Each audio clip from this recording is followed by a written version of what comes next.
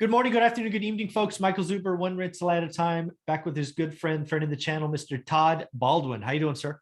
I'm doing great. Thanks for having me on. Absolutely, man. Hey, one of the things I want to talk about is I think over the next year or two, we will certainly have a recession, whether it's deep and dark, as I kind of envisioned in episode 1, or maybe just a kind of normal business cycle recession. I think one of the things that's going to come out of this is, to steal a Warren Buffett line, we're going to find out who's been swimming naked.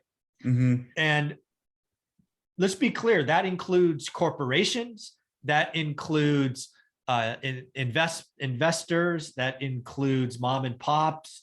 There's been a lot of people flexing because there's been so much money sloshing around in the system that, in my opinion, are over debt burdened. And just like the dot-com crash, just like the Great Recession, there are going to be some people who have a lot of pain, can't get out of the way, and they're going to have to sell stuff at a significant discount. I suspect there will be some Lambos and Ferraris and Escalades and Hummers, or whatever the big flexi cars are, private jets, are going to be sold at whopping discounts coming up. What do you think about that? I'm hoping for it because I want to buy a Lambo, man. But I don't want to pay full retail. Yeah, no, absolutely. I think anyone who's been borrowing money to buy depreciating assets, they're going to feel it. If you've been borrowing money to buy real estate that's going up in value, that's producing an income, that's a really wise move. But if you're borrowing money to buy a bunch of nonsense, then yeah, you're going to have to sell that probably for a loss. Well, that and let's be clear, right? I was an economist, so I had an accounting job first couple of years out of school. I was a part of startups. I was part of a startup that was on the path to go public. We'd already filed our paperwork. We were starting to do our road shows, and then 9/11 happened. At which point, business stopped, and God, it was so fast. We went from euphoria of a road show, which meant we were probably 60 or 90 days from a great liquidity event, to having to lay off half or 40% of the company in about 60 days just to survive. Ultimately, we get sold to another software company for a fraction of what we would have had. Wow. Like minuscule amount. And yeah, I mean, there's a lot of companies, software companies, that don't make any money, that are losing money faster today, that are only surviving because they can borrow cheap money in the bond market, or they sell more shares to equity investors. I can tell you that shit turns off quick. And I think there's a lot of companies that won't exist, or they'll be sold for pennies like our company was. Yeah, no, it's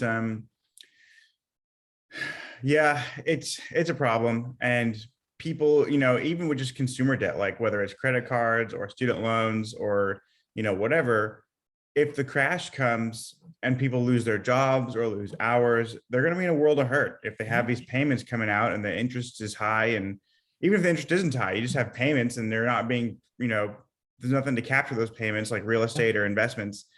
Yeah, it's going to be troubling. And I actually thought about, so my wife and I, we still live, this is a duplex that we live in, rent out the other half. So we live for free. Someday we're going to live in a ridiculous house, right? Like a mansion on the water, all that stuff.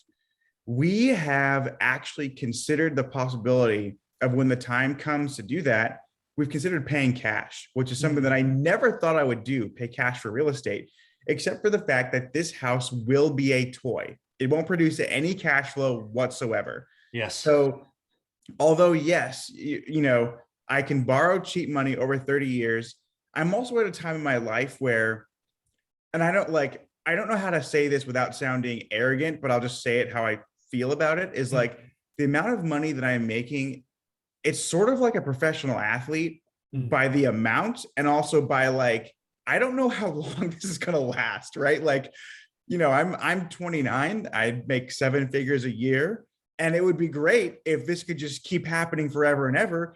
But it also might not happen in 5 years, right? You never know what's going to happen. Right. And so the idea is, okay, well, if I want to buy toys, and that house for sure would be a toy, buy it in cash. And what are your thoughts on that? Certainly, It depends on what the interest rate is. So for me, the interest rate at 6% has always been the number. If I'm borrowing it above 6%, which I've had loans above that because I've been doing this forever, my focus would be paying those off. If it's below 6%, 70, 60, 50% LTV is totally fine because there's so many other ways you can pay it off. So for me, it's really going to prove to be the cost of money, right? If we get into an environment where you have to borrow 30 of money at 9%, cash all day long. Yeah. But if it's 4, 50% LTV is fine. So that's kind of what I think about it when I have those choices, because we have them as well, right? We live in a place where we still have debt, but it's at 2.85% or 2.875. Yeah. It's like, why would I pay that off?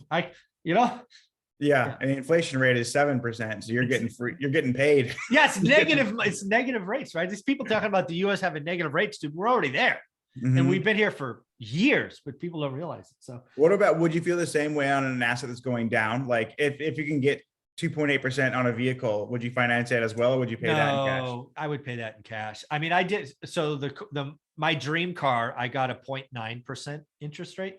I did when I bought it. I got the loan and then I paid it off in like 6 months. I'm like, this is freaking stupid. Just cut the check. Yeah. Wow. 0.9% though. That's crazy. Good for you.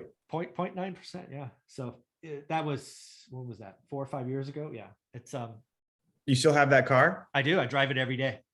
I've got almost 100,000 miles on my dream car. Yeah. It's pretty cool. Nice. I've got 100,000 miles on my beater car. I got to get a new one soon. Yeah. Yeah. People always ask, so I'll say it. It's an SL 550 twin turbo, 2-seater, hardtop convertible.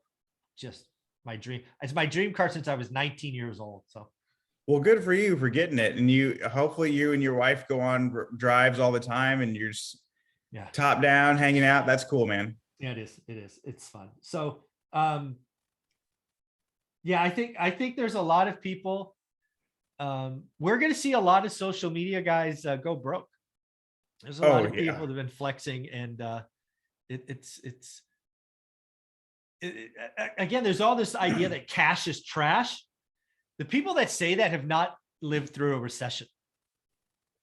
No. Cash is not trash. I mean, frankly, if Jamie Dimon and Warren Buffett, if you don't respect those two gentlemen and the fact that they've been stacking cash now purposely for years, you're not paying attention. No. Yeah. Because trust me, they know that they're losing to inflation today. They're not idiots. What they're telling you is they expect to get a discount that far exceeds the loss of purchasing power because of inflation. You should sit back and think about that. And Warren Buffett will be buying companies at discounts, because I promise you, there will be companies that borrow too much money, that will have revenue fall, that can't make their bond payments, and they will sell for nothing. And Warren Buffett will go, check, gotcha. Jamie Dimon will buy complete companies, same way, check, thank you. So cash is extremely valuable when they're stressed, because you're not gonna trade gold bars or something else. You're gonna want dollars. So I think there's going to be a lot of toys for sale in the next couple of years, is what I think is coming. Oh, my time has come. Yeah, and again, it could be waterfront property where you are. It could be cars. It could be jets. It could be art. There's all these things that go up in crazy value when the time is good. Consumers are predictable. They think the good times will last forever, and they don't. And then consumers think bad times will last forever, and they don't. So you just got to be counter cyclical, which is it's hard for younger people because they haven't seen it. They haven't been through it, having gone through these wars a couple of times now.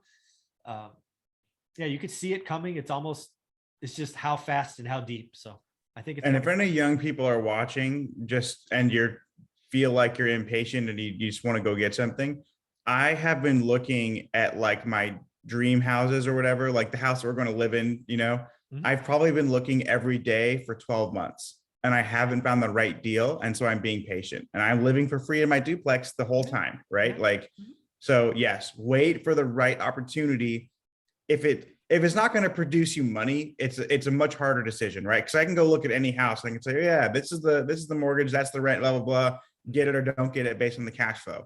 Yeah. When it's like a toy, like just a fun house for me to live in, I'm way more cautious. Yeah, and to be clear, just so you know, toys, when it's time to sell, they won't be 10% off. Mhm. It won't be 15% off. They will sell at 50% to cash Yeah. buyers. Yeah. And trust me, the other thing you have to realize is what people don't realize: markets have cycles, but also lending has cycles. Mhm. As somebody who was trying to buy real estate at the bottom of the market, I was trying to buy houses for 40 grand. The cheapest house I bought was 28 grand in the crash. No bank would lend me money. So when you want to go buy your toy, your Lambo or your waterfront property or whatever it is, you better have the cash, because Mhm. you won't be able to get a loan because the bank is scared. The bank is looking at a loss and they're going, I'm not going to do that again. Mhm.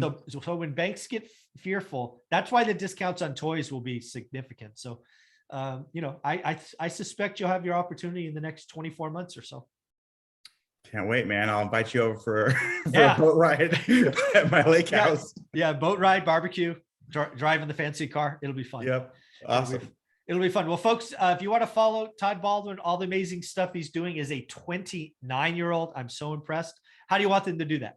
Sure. Yeah. If you want to connect with me on Instagram, it's at Todd J. Baldwin, and my YouTube channel. I just talk about real estate mostly, but also other stuff, personal finance related. And that is just my name, Todd Baldwin.